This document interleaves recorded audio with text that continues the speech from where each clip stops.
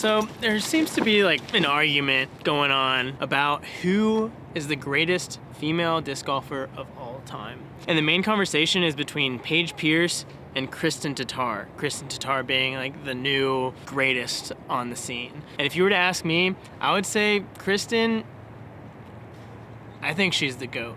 And I've got 3 specific reasons why I think that is.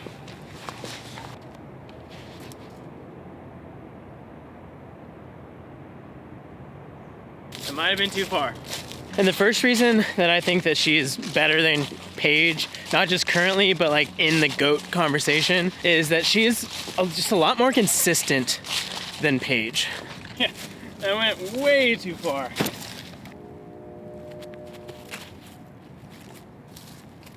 By the way, I'm testing out these new Kristin Tattar Pures. I've got 3 of her new like signature discs. These all released on the site this week. So I'm gonna be tossing these and testing these out while I tell you why Kristin is better than Paige. But when I say she's more consistent, I'm mainly talking about how like she just has a more well-rounded game than Paige did. Now, don't get me wrong, Paige definitely dominated. There's a reason she has 5 world titles, but she's really good at just a couple things, but there are other parts of her game that are just not great. I'm gonna try to forehand this new 2-time Grace, which these look so sick.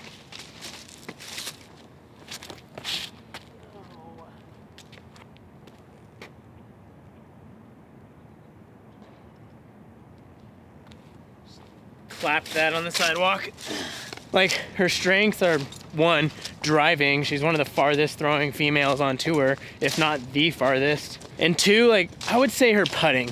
I'm always really iffy on the putters who have wobbly putts, but like, she hits her putts. And when she's on, she is on.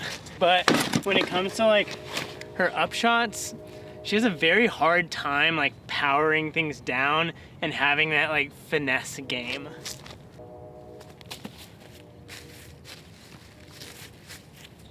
Oof, not sure if you can see that. That's pretty bad. But another weakness of Paige's game would be her forehand. She doesn't have a great forehand, so she's not great at forehand, she's not great at like touchy approach shots, but she was so good at the others and she was so talented and she was so far ahead of everyone else that those flaws in her game didn't really matter all that much, kind of. I'm going this Opto Ice Grand Slam Explorer. These things are like very straight.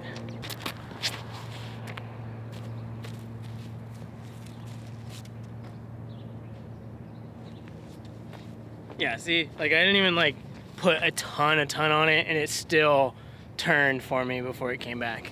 You see, Kristin, her game, oh wow, rolled my ankle a little bit. It is significantly better than Paige's in terms of like having a well-rounded game. Her forehand, one of the best forehands on tour, one of the cleanest backhands. She's very good at touch approach shots and her putting is just, it's up there. But I wouldn't even say that she's the best in like, whoa,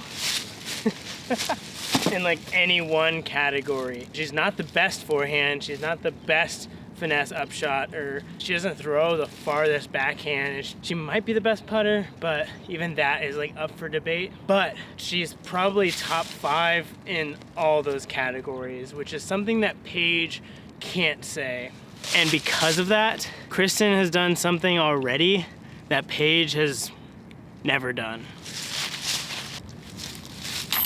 And that is my second point. Paige has a ton of world titles. She has 5, which is tied for the most world titles, I believe, among FPO between her and Juliana Korver, the only 2 with 5. But she's never won any back-to-back world titles. And Kristin has already done that. 3 years like on the pro tour and she's won back-to-back world titles already. And a big part of that, I believe, is the consistency. We're going this straight Explorer again.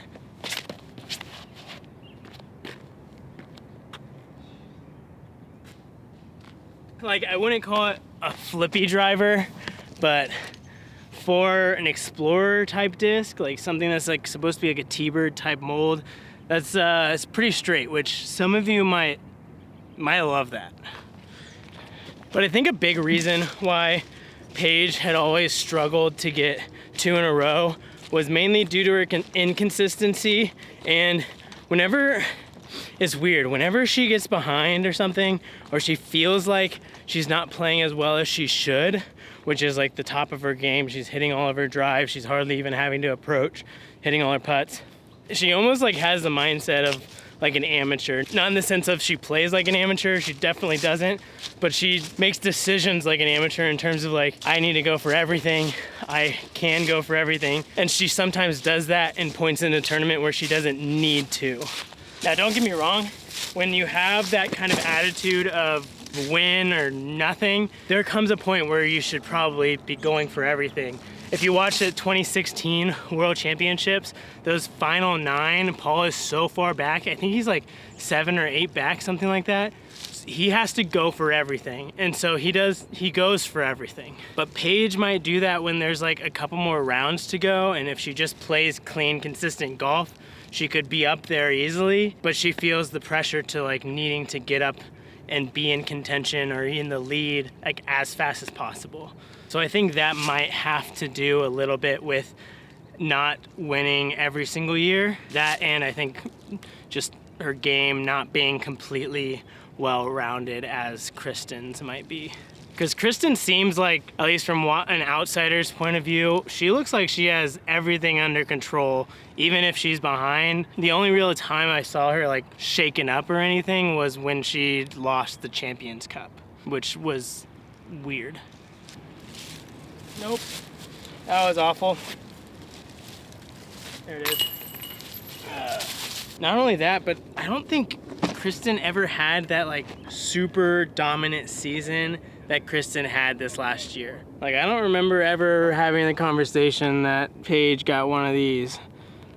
She never got a Grand Slam. And that, again, I think speaks to the consistency of Kristin's game over Paige's.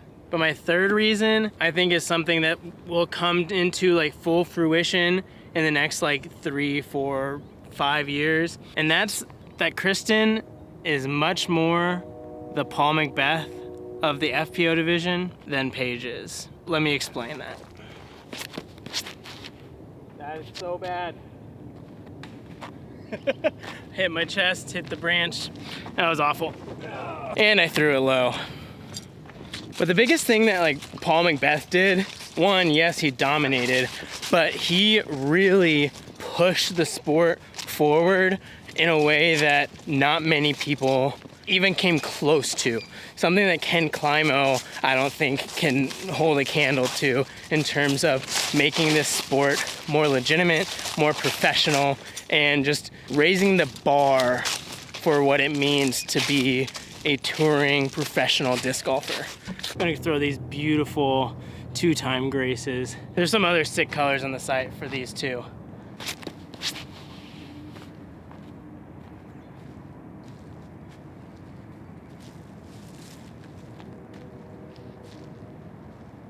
That thing is nice. Like, usually the Kristin Tattar Graces are like overstable to like very little to no turn. That has a little turn, but I think that has a touch more turn than some of the past ones, which I really like, which is why I chose the teal ones, because the teal ones definitely had a touch lower wing than like the purples and the oranges that I got. So if you're wanting one of the more overstable ones, oranges, purples, if you're wanting something that's maybe a touch straighter, try the teal ones.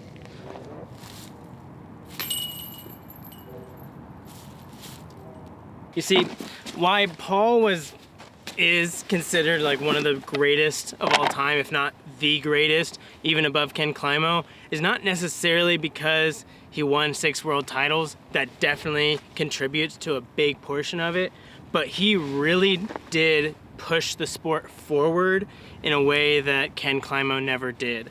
So like, he took things very seriously, did not mess around. He treated himself as a professional, not just like a professional disc golfer, but a professional athlete. While other people are looking at other disc golfers for what they do, in terms of being a professional. He was looking at like the Tiger Woods, Michael Jordan, Kobe Bryant. He's looking at the greatest athletes and how they compose themselves. And that's what he did. He just trained hard in the off season, and he was just all business when it came to tournaments. And he just dominated because of that. He treated himself like a professional. And then when the time came, he pushed the sport forward in another way of that huge contract, the 10 years, $10 million, and made it public so that people can see that there's money in the sport. They can push the sport forward in terms of professional disc golf. And I think Kristin, if not already, is going to be that for the FPO. Because just the way that she composes herself and the way that she, like her game, her training, her off season, her health, everything, she treats with the utmost professionalism. Not to say that Paige completely ignores her health. It's just, she just looks the part of that high performance athlete, that like silent but deadly killer in the sport. And I think just how she carries herself on the course and how she plays the game and treats and practices like the right way, she's essentially raising the bar to where all the FPO women are gonna have to move up to, which is essentially what Paul did with the MPO. He rose the bar on what it means to be a top level professional in disc golf and a touring pro. And because of that, the competition rose up to that. And that's why Paul stops dominating after like 2015, 2016. He didn't get significantly worse. He rose the bar in like 2012, 2013. Then a few years later, like everyone else rose up to that bar, and just the whole sport of MPO is better because of it. And after this season, I think in the next like 3-4 years, the same thing's gonna happen with FPO. We're gonna look at the FPO field in 5 years and you think there's parity now in the FPO. In 4 or 5 years, I think the competition is gonna be so fierce, and it's because, in my opinion, it's gonna be because of Kristin. Just with her consistency, her winning, her dominating, and even just like the choices that she makes on the course, which I talk about in this video here, if you wanna go check that out. But who do you think is the GOAT of the FPO division? Let me know in the comments below, and we can have a discussion about it. But thanks for watching. I'll see you in the next one.